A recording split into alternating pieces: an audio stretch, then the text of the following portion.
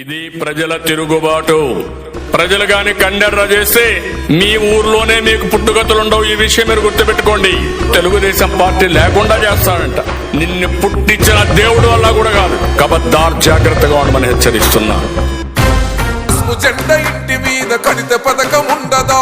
పసుపు జెండ మోసే కార్యకర్త ప్రాణం ఉండదా? ఇది బిక్కు బిక్కుమంటూ బతికే ఆంధ్ర రాష్ట్రమా?